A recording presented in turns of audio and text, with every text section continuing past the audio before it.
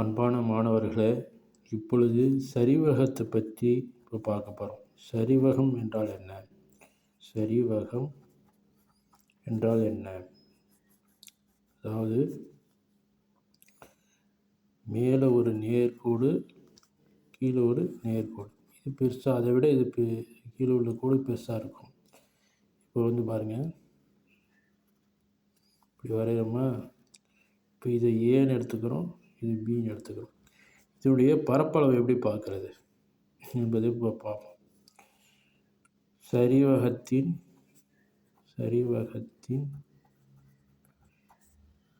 பரப்பு வாய்ப்பாடு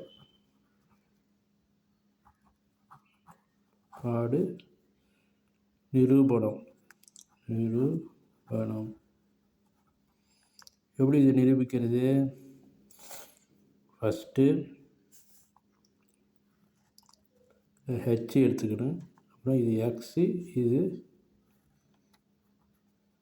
ஒய்ன்னு எடுத்துக்கணும். இப்போ எக்ஸ் ஒய் நம்மளுக்கு வேணும்னா என்ன செய்யணும்? பிலேருந்து ஏஐ கழிக்கணும். இப்போ பாருங்கள், எக்ஸ் ப்ளஸ்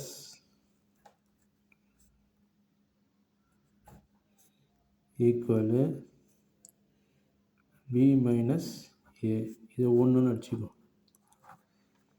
இப்போ ரெண்டாவது இது என்னன்னா, இது எல்லாத்தையும் பரப்பளவு எப்படி பார்க்குறது என்பதை பற்றி இப்போ பார்ப்போம். உதாரணத்துக்கு இந்த செவ்வகத்துடைய பரப்பளவு எப்படி பார்க்க முடியும்? H into A. அப்போ இது ரெண்டுடைய பரப்பளவு எப்படி பார்க்க முடியும்? Plus Y H divided by 2 plus H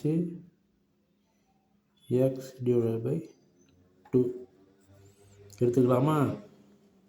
இப்போ எடுத்துக்கிட்டு இது எல்லாத்தையும் பொதுவாக ஒரு ஏன்னு எடுத்துக்குவோம், கேபிட்டல் ஏ, அதாவது சரிவகத்தின் பரப்பளவு ஏ. இப்போ இது எப்படி சுருக்கிறது? இப்போ பாருங்கள், ஹெச் ஏ ப்ளஸ் ஹெச்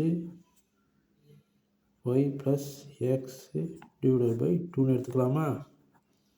இப்போ எடுத்துக்கலாம். அப்புறம் அடுத்து என்ன செய்யலாம்? நம்ம ஏற்கனவே என்ன தெரியும், எக்ஸ் ப்ளஸ் ஒய் வந்து ஏற்கனவே நம்மளுக்கு தெரியும். இது வந்து 2ன்னு எடுத்துக்குவோம். இப்போ இது 2. இப்போ ஒன்றை 2இல் பிரதியிட கிடைப்பது என்ன? பிரதியிடுங்க. ஹெச்ஏ ப்ளஸ் ஹெச் பிரதிட்டான்னு அர்த்தம் பி மைனஸ் ஏ எடுத்துக்கலாமா? Divided by 2. அப்படியே சுருக்குங்க. சுருக்குனா என்ன வருது?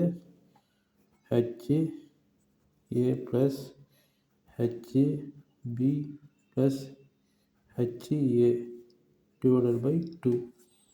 ஒன்று சுருக்குங்க. 2HA plus HB HA divided by 2. இப்போ ஆன்சர் என்ன வருது?